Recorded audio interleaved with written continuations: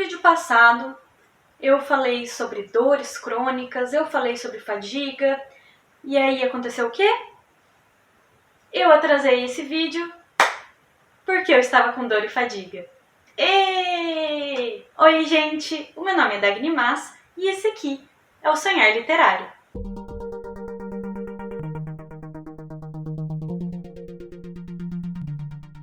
Então, gente, no vídeo de hoje eu vou responder a tag dos 50%. Essa é uma tag muito comum nas bookreads, em que a gente vai fazer ali uma revisãozinha sobre as leituras que aconteceram durante o primeiro semestre. 50% do ano se passaram mais ou menos agora no meio de julho, então, tecnicamente, eu acho, no momento certo, ou aconteceu no final de junho e eu estou atrasada, mas eu vou fingir que eu tô no momento certo, beleza? Beleza. Eu tô com os livros aqui e vamos lá. A primeira pergunta é o melhor livro que você leu esse semestre. E assim, gente, convenhamos que esse semestre eu li muito livro bom. Muito livro bom. Eu quero que todos os anos sejam como esse ano, assim, para leituras. Eu achei muitos favoritos, eu fiquei muito feliz. A minha meta de leitura, a partir do ano passado, começou a ser de 52 livros por ano, que é o equivalente a um livro por semana. Eu agora, orgulhosamente, digo a vocês, eu terminei 51 livros esse ano, então eu já tô chegando na meta. Provavelmente quando eu lançar o vídeo eu vou ter atingido a meta, então... E o prêmio de melhor livro do semestre vai para Procurando Jane, da Heather Marshall. Esse livro eu li por causa do Clube de Apoiadores do Paulo Hatz no final de junho e eu vou falar mais sobre ele no próximo vídeo que eu vou lançar, que vai ser o Lidos de Junho. E por que ele é o melhor livro desse semestre? Ele é um livro que se passa em 3 períodos diferentes, com 3 protagonistas diferentes, mas com uma trama que se amarra muito bem. Nenhuma ponta solta é deixada, assim. É um livro que faz muito sentido. É um livro que, para chegar no final, nesse desfecho que ele tem, só sendo do jeito que ele é mesmo, não tem, assim, muitos... Nossa, precisaria fazer diferente. A técnica de escrita da autora é muito boa. A pesquisa histórica da autora é excelente. O tema que ela escolheu é essencial. E esse é um livro que vai falar sobre uma rede de abortos clandestinos, que é a Rede Jane, em homenagem à Rede Jane que realmente existiu em Chicago, mas aqui no livro ela coloca essa rede como situada no Canadá. Mas ele não é um livro simplesmente sobre aborto. Ele é um livro que vai falar sobre muitos e muitos temas. Ele vai falar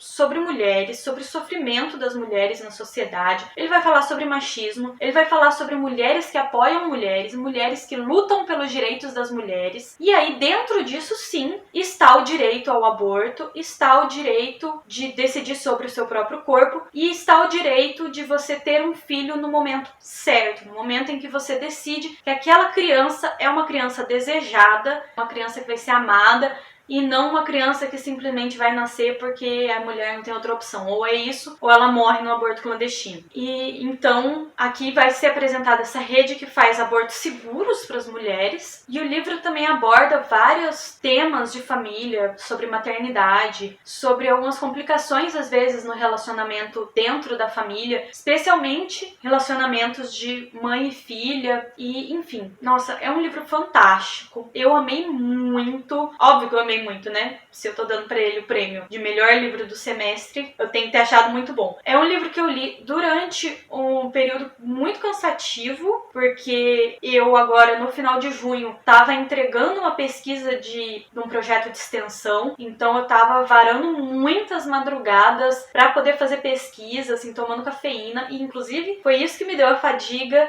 que fez eu atrasar os vídeos, e mesmo assim eu conseguia ler uma boa quantidade de páginas desse livro, porque eu queria saber o que acontecia, eu não queria parar de ler, eu simplesmente só parava de ler por causa da fadiga mesmo, senão é um livro assim que eu leria em 1 ou 2 dias, assim, porque eu não ia querer largar. Então, melhor livro do semestre. A segunda pergunta é a melhor continuação que você leu até agora, e essa pra mim vai ser Daughter of the Siren Queen, da Tricia Levenseller, que é a continuação de um livro que eu vou falar aqui ainda, que é o Daughter of the Pirate King. Então, não vou me estender muito sobre ele, mas É a melhor continuação porque todo mundo me prometia, eu sempre via na internet falando que o segundo livro era melhor que o primeiro. E eu amei o primeiro. Eu achava muito difícil que o segundo pudesse ser melhor que o primeiro. E ele foi. Aqui a gente tem um desenvolvimento para a Louça, a nossa protagonista, muito forte. Ela começa a se questionar sobre coisas do primeiro livro e ela vai tomar muitas decisões. Ela vai crescer muito nesse segundo livro e tudo acontece do jeito que deveria acontecer. Aquele livro que você lê assim...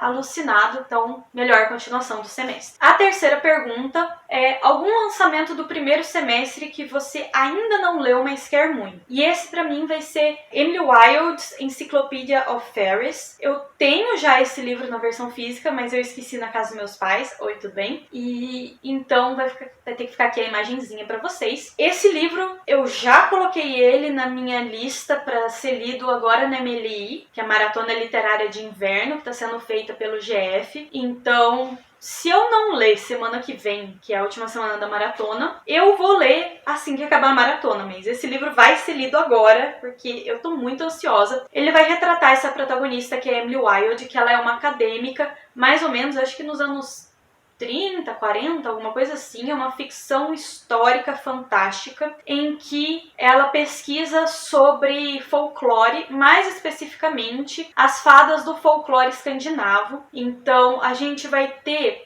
mais ou menos o tipo de fadas que a Holly Black apresenta nos livros dela, que os da Holly Black são bem do folclore escocês, e isso é bem próximo do folclore escandinavo. Nesse mundo em que a Emily Wilde vive, isso não seria só uma pesquisa folclórica, uma pesquisa literária. Isso é uma pesquisa de campo, como basicamente uma bióloga, igual aqueles biólogos que tem que ficar lá na selva observando macaco para fazer anotação. Ela vai para a Escandinávia para ela fazer anotação sobre as fadas, e só isso eu já acho muito legal. Ele é um livro que entra na categoria de cozy fantasy, então é uma fantasia aconchegante, e eu tenho muito interesse porque eu gostaria muito de ser uma acadêmica que estuda fadas. A quarta pergunta é o livro mais aguardado para o próximo semestre, e esse vai ser O Príncipe Partido, do Arthur Malvavisco, que foi financiado pelo Catarse agora alguns meses atrás, que inclusive eu fiz vídeo para vocês comentando a respeito e a gente conseguiu.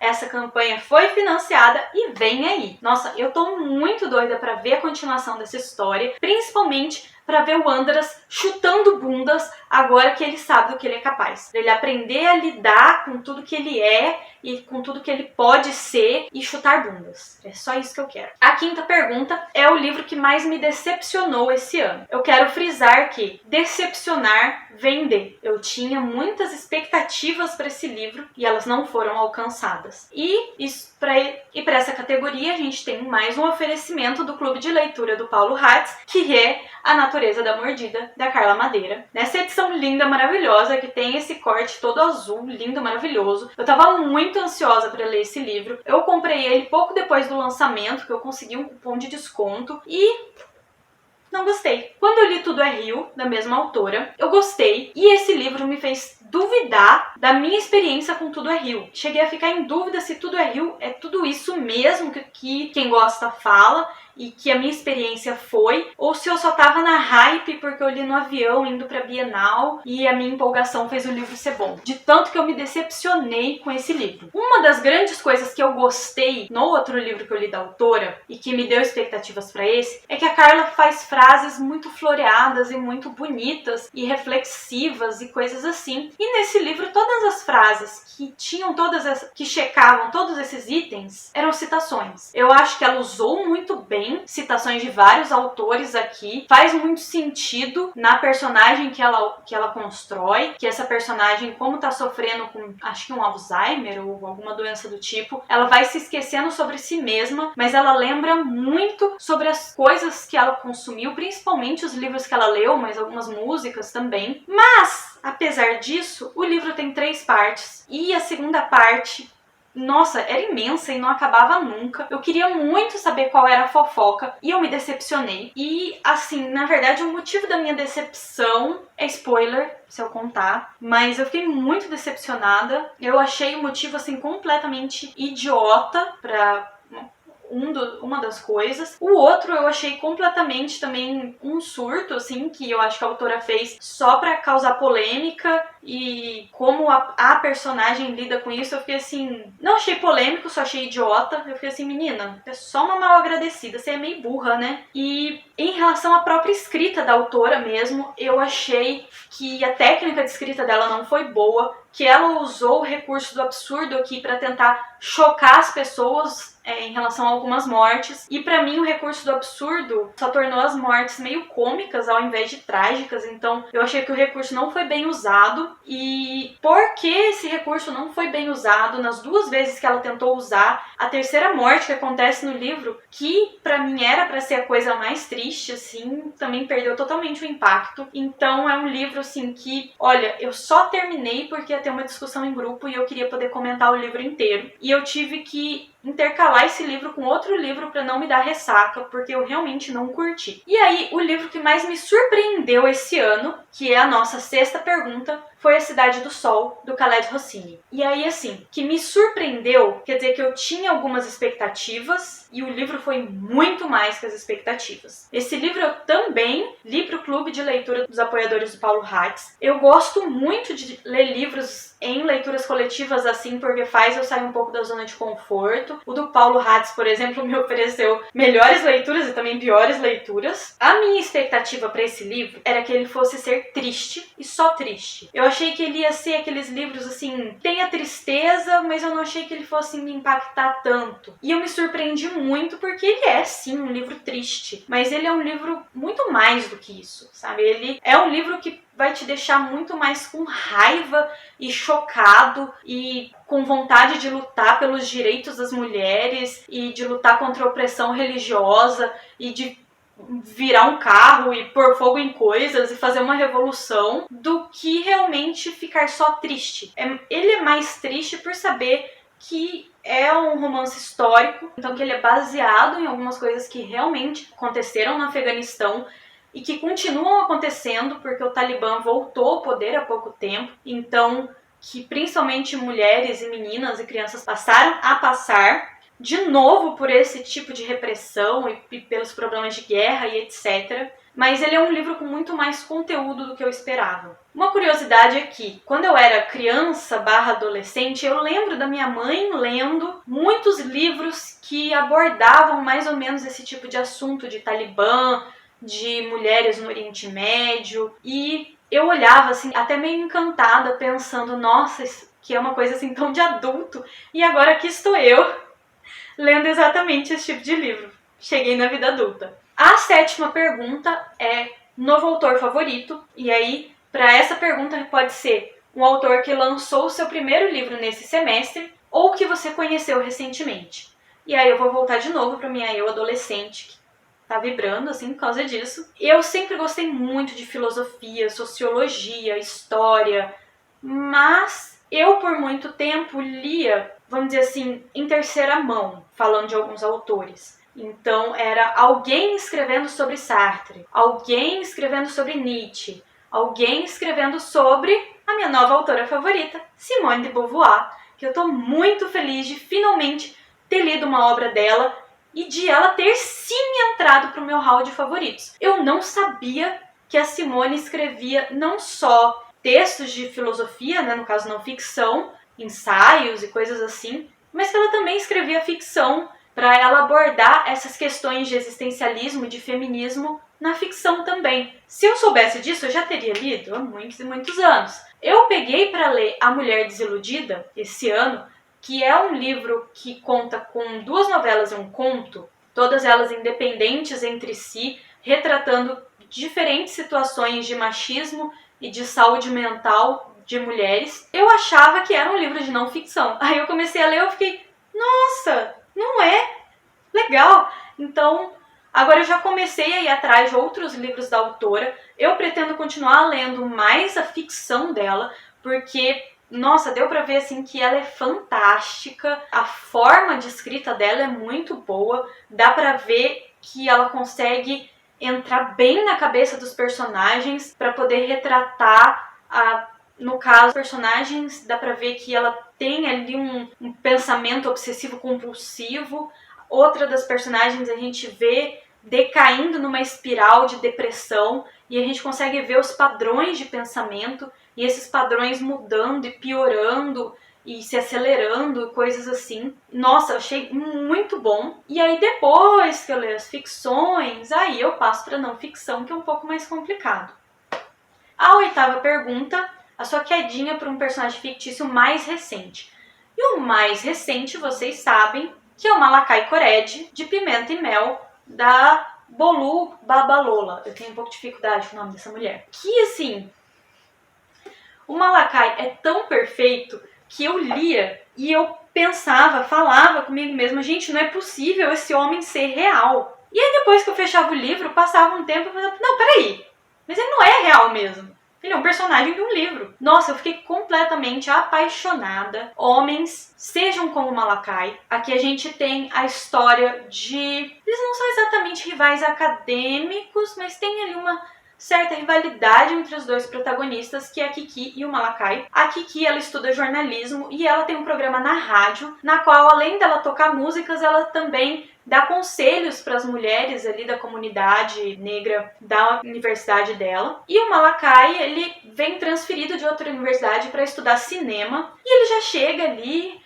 abalando toda a comunidade, fazendo com que as mulheres comecem a brigar entre si, criar uma rixa ali entre os grupinhos, e a Kiki não gosta muito disso. E aí ela cria ela mesma na cabeça dela uma rixa com ele, e ele compra essa rixa também, porque ela fala mal dele no programa dela, né? E eles vão acabar numa situação de fake dating, ou seja, eles vão acabar tendo que fingir um namoro por causa de uma situação ali que acontece entre eles, acaba sendo melhor pra eles. Mas assim, a gente vê que de falso não tem nada, porque esse casal, se você espremer assim, escorre química. Nossa, é fantástico. Os dois protagonistas, eles conversam muito também, então é um romance, um livro fantástico. Mas o Malakai, ele tenta ser diferente de alguém na família dele que fez coisas muito erradas. Ele tenta sempre ser uma pessoa muito correta. Ele tenta sempre entender o lado do outro na situação. Ele preza pelo diálogo. Ele é um homem muito carinhoso. Ele sempre tem muitas formas de expressar esse carinho dele. Ele tá sempre ali pra Kiki, pra fazer um desabafo. Ele é um ótimo amigo e ele é um gostosão, né? Além de tudo isso. Então, homens, por favor, sejam mais como Malakai. A 9ª pergunta é: qual o seu personagem favorito desse semestre? E eu vou ter que repetir aqui o livro Procurando Jane, da Heather Marshall, porque a minha personagem favorita foi a doutora Evelyn Taylor. Gente, essa mulher foi simplesmente fantástica. É uma personagem que vai passar por muita coisa muito pesada, muito tensa. Mais ou menos nos anos 60, ela é enviada para uma casa de apoio à maternidade, que de apoio não tem nada, que é um lugar em que a Igreja Católica abrigava mulheres grávidas para que nada ferisse sua honra, porque são mulheres que não eram para estar grávidas. E aí as mulheres estavam ali por os mais diversos motivos, algumas por sua vontade própria, outras não, mas enfim. A Evelyn, ela vai passar o período da gravidez dela inteirinho ali nessa casa, sofrendo com muitos abusos psicológicos, verbais, físicos e etc. E depois ela vai se desenvolver em uma personagem que vai fazer medicina para ajudar outras mulheres a terem o direito da escolha, a terem direito sobre suas próprias vidas, e ela vai acabar entrando nesse submundo ali do aborto clandestino como médica, fazendo o procedimento de uma forma segura, oferecendo a dignidade que muitos desses abortos clandestinos não ofereciam para as mulheres. No caso, não oferecem aqui no Brasil, né? E é assim, nossa, uma personagem fantástica. Ela faz muita coisa foda aqui no livro. Se algum dia eu for, tipo, 1/3 da mulher que ela foi aqui nessa história, eu já vou estar feliz, sabe? Nossa, ela não só luta pelos direitos, mas ela age pelos direitos. Ela... Ai, nossa, o tanto de mulheres que ela ajuda. Nossa, simplesmente fantástica. Fico até meio sem palavras, mas eu vou falar mais sobre esse livro no próximo vídeo, que vai ser o meu resumo de lidos de junho, que eu sei que está atrasado, mas é o próximo vídeo, tá, gente? entendam que eu fiquei doentinha. A 10ª pergunta é um livro que me fez chorar esse semestre. E mais uma vez, a gente vem aí com um livro do Clube de Apoiadores Paulo Hatz. Estou falando de Violeta, da Isabella Allende. Esse livro, olha, eu tenho uma certa facilidade para chorar com livros, mas para chorar igual eu chorei com esse livro, de ter que fechar o livro para chorar e de ficar arrepiada e ter vontade de chorar toda vez que eu lembro, é muito difícil ter algum livro que faça isso comigo assim. A parte que mais me tocou nesse livro é porque a Isabella Allende vai retratar nos 100 anos em que se passam essa história. Então a história começa em 1920 com a pandemia da gripe espanhola e vai acabar em 2020 com a pandemia do Covid. Seguindo a história da Violeta, é quando tá ali pelos anos 60 que estouram todas as ditaduras pela América Latina. Ela vai abordar como foi se construindo a Operação Condor nos Estados Unidos, que é a operação em que foram infiltrando pessoas nesses países da América Latina para dar golpes militares, para poder acabar com o fantasma do comunismo. É a época em que os Estados Unidos estão na Guerra Fria com a Rússia e os Estados Unidos não querem que o comunismo aconteça no quintal deles. E como é um país com muito dinheiro, muitas armas, né? Eles viram o que aconteceu em Cuba com a Revolução Cubana, eles viram o que começou a acontecer no Chile com o presidente Allende e eles começam a fazer, né, com que esses golpes aconteçam e essas ditaduras matam muitas pessoas, somem com muitas pessoas, torturam muitas pessoas e assim, toda aquela brutalidade que a gente sabe que aconteceu. É um livro que aborda outras coisas também, vai falar também sobre violência contra a mulher, sobre direitos da mulher, sobre questões de traição, questões de abuso de drogas. Tem muita coisa que acontece, porque né, a vida de uma pessoa que viveu 100 anos, mas o principal pra mim foi esse trecho, porque é uma coisa assim que é uma coisa que tá na memória coletiva de toda pessoa que vive na América Latina e que não tem ali um certo pensamento que não vamos abordar, né? E assim, eu fui a uma exposição de fotografia no IMS, se não me engano é Instituto Moreira Salles, que fica em São Paulo, na Avenida Paulista. É uma exposição gratuita e é uma exposição que tem fotos da ditadura militar brasileira e fotos da ditadura militar no Chile, especialmente porque a ditadura do Pinochet, ela não foi se construindo ao longo de um tempo, igual aconteceu na Argentina. O golpe foi assim, do nada, pá! Sumiu um monte de gente, tipo, de um dia pro outro. E tem alguns fotógrafos que conseguiram ainda captar algumas imagens desses dias que foram os mais sangrentos da história chilena. E também nessa exposição aborda o funeral do Pablo Neruda, o poeta, que teve uma morte em circunstâncias meio questionáveis e que era uma pessoa bem militante e que esse funeral também foi estopim para muitos protestos ali dentro do Chile. E nossa, eu lendo esse livro chorei muito. Eu cheguei na exposição assim, com toda a galera da faculdade, engolindo o choro, porque não só a história é muito pesada, muito trágica, mas como eu já tinha lido a respeito, porque uma coisa é a gente lê a respeito da ditadura no Brasil, a gente tem um pouco mais de contato, né, familiares que contam sobre isso, familiares que negam que existiu, familiares que sabem que existiu, coisas assim, mas da ditadura chilena, eu pelo menos já tinha menos contato com a história e por causa desse livro eu fui ter contato e aí ver a comparação das duas nessa exposição. Olha, quem for em São Paulo, por favor, vá nessa exposição, vale muito a pena. Primeiro leia esse livro, depois vá na exposição, mas assim, se prepara para ficar mal, mas é um mal que às vezes é necessário pra gente lembrar que aquelas coisas aconteceram, pra gente não deixar essas coisas se repetirem, né, pra não vir aquela onda de negacionismo, tudo de novo, etc, etc. Em oposição, a pergunta de número 11 é um livro que me deixou feliz esse semestre. E um livro que me deixou muito, muito feliz foi Daughter of the Pirate King, da Tricia Levenseller, que vai sair agora esse semestre aqui no Brasil como A Filha do Rei Pirata. Gente, pelo amor de Deus, dê uma chance pra esse livro. Sério. É muito bom. A minha eu, adolescente, tô falando muito dela nesse vídeo, vibrou assim.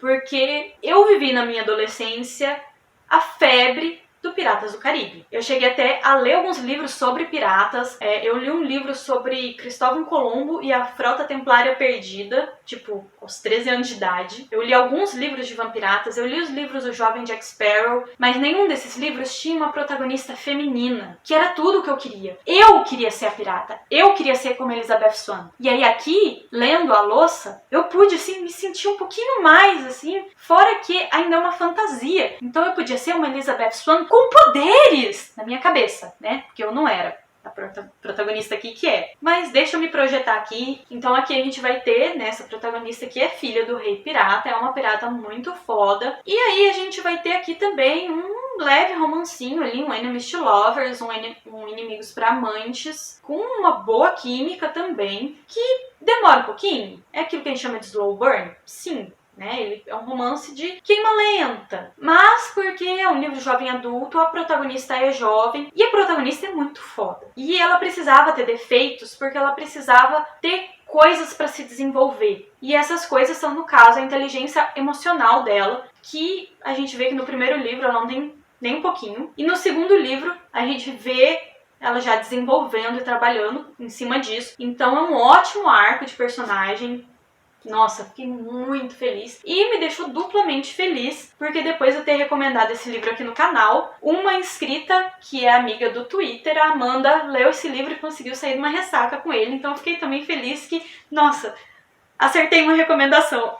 É a melhor adaptação cinematográfica de um livro que você assistiu até agora, em 2023. Eu até agora não assisti nenhuma adaptação cinematográfica de livro, mas vem aí. O que eu posso fazer, né? Papaizinho Neil Gaiman faz com que nós, os fãs, estejamos sempre vencendo. Porque no final do mês, a gente tem dia 27. A minha vitória, o meu momento, que é a segunda temporada de Good Omens. Eu sou muito fã, deu pra ver, né? Meu aniversário é no final desse mês, no dia 29. Eu tenho certeza que quando o Gaiman programou ali com a Amazon para o dia 28 sair a série, ele estava pensando, esse é um presente para Dagny. Porque ele já retweetou uma vez uma foto minha de cosplay de Delirium, então nós somos melhores amigos, é claro que ele lembra da minha existência. Por favor, não acabem com as minhas ilusões. E eu descobri agora, essa semana, que vai ser adiantado, vai ser algumas horas adiantado. A série vai sair no dia 27 de julho, às 20 horas, horário de Campo Grande, Mato Grosso do Sul, às 21 horas, horário de São Paulo. E é o meu momento! É o meu momento! Nossa! Fãs do Gaiman seguem vencendo. A 13ª pergunta é a sua resenha favorita desse primeiro semestre. Pode ser escrita ou pode ser em vídeo. Como eu faço resenha em vídeo, né? Minha resenha favorita foi a única que ganhou um vídeo só pra ele. É Lebre da Madrugada, do Arthur Malvavisco, que ele retweetou no Twitter. Tem que ser no Twitter pra retweetar, né? Que ele achou engraçado alguns comentários, então eu já fico muito feliz. Como eu falei, a campanha de financiamento pro segundo volume foi completada com sucesso e eu fiz esse vídeo especificamente para isso. Tava assim uma loucura no Twitter, todo mundo compartilhando para dar apoio. Nossa, muitos autores nacionais dando apoio, foi fantástico. E foi nessa vibe, nessa época, que eu fiz essa resenha. Eu fiz a resenha com um quase cosplayzinho, assim, eu estava de Luriano, não exatamente de Acelir, mas de Luriano. A gente faz que pode, chega perto, porque se é pra fazer o personagem, eu quero fazer, tipo, 100% certinho. Se não, fica só uma inspiração. E vocês podem olhar, né, essa resenha aqui no canal. Vai estar na playlist aqui, porque eu não sei colocar nos cards. Eu não vou falar sobre o que é o livro aqui, porque se eu já estou citando justamente que foi a minha resenha favorita, pelo amor de Deus, se você não assistiu, vai lá assistir. A 14ª pergunta é o livro mais bonito que eu ganhei ou comprei esse ano. E aí, meus queridos, é um leve spoiler, porque veja bem, o vídeo que eu ia lançar semana passada era um vídeo de unboxing que eu gravei,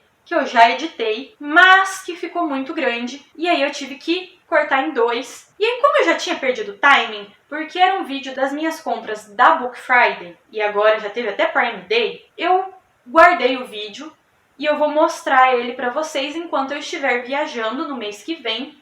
Aí eu solto o vídeo pra vocês. E esse é um livro que eu abri durante esse vídeo, que é Crooked Kingdom, edição de colecionador da Leigh Bardugo. Essa edição é fantástica. Eu namorei essa edição por muito tempo. Nossa, por muito tempo. E aí eu consegui um cupomzinho de importados. E aí assim, eu não vou mostrar tudo do livro, porque vai aparecer no meu vídeo de unboxing. Eu tenho um leve surtinho abrindo a caixa e eu mostro tudo pra vocês. Mas saibam que tem ilustrações aqui dentro. E é um dos meus livros favoritos da vida. Eu quero reler essa série, porque eu li em português, então agora eu tô querendo reler nessa edição de colecionador em inglês, toda bonita. E pra completar, a última pergunta é: quais livros você precisa ou quer muito ler até o final do ano? Pra mim é a mesma coisa, porque se eu quero muito, eu preciso. Vocês podem descobrir algumas das respostas olhando na descrição do vídeo. Tem o link pro meu Scooby, vocês podem adicionar, tá? Eu aceito todo mundo. E podem seguir também, etc. Aqui junto também do meu link do Scooby, também tem na descrição o meu link da Amazon. Então, se vocês quiserem comprar alguma coisa com o meu link, eu ganho uma comissão. Vocês não pagam nada mais por isso. Pode ser qualquer um desses livros, ou na verdade qualquer outra coisa, não precisa nem ser livro. Né? Aproveitando que eu estou falando da descrição do vídeo, lá tá marcada a minha meta de leitura do ano, inclusive com algumas coisas que eu quero ler para alguns vídeos. Tem uns spoilerzinhos lá. Tem a minha meta de leitura da Emily também. Só que, graças a Débora, dos 52 livros, que acabou de lançar um vídeo sobre o Divo do Rosier, eu vou ter que ler esse livro que ela citou e citou e citou e citou. E que eu já tenho esse livro há, tipo, mais de 10 anos. Eu comprei ele, tipo, em 2010, por aí. Eu estava no ensino médio. Tentei começar a ler, li até a página 70 e pouco e desisti, porque, né, alguém com 16 anos lendo esse livro realmente é muito pesado. E é A Divina Comédia, Inferno, do Dante Alighieri. A minha edição é essa da Abril, que tinha nas bancas de revista em 2010, por aí. Então ela é uma capinha de tecido, ela é uma página super molinha, então é uma edição deliciosa para ler. Nessa época não tinha muito ainda páginas amareladas, e nessa edição tem. E essa aqui é a versão em verso. Versão em verso é bom, né? Mas porque a Divina Comédia às vezes tem adaptação em prosa, mas o original é em verso. E eu, na época, achei muito difícil, porque tem muito isso aqui, que são as notas sobre os cantos, que tem muita coisa, é muita referência. E aos 16 anos é difícil, né? É difícil. Às vezes você consegue, mas eu não consegui, eu desisti e agora chegou o momento. Inclusive, a minha viagem do mês que vem é para Itália, que eu vou fazer um curso lá de arquitetura. Entre um dos assuntos está história e restauro. E, gente, eu viajando para Itália, depois de ter lido Dante, eu vou ser muito nojenta, porque eu vou pra Florença.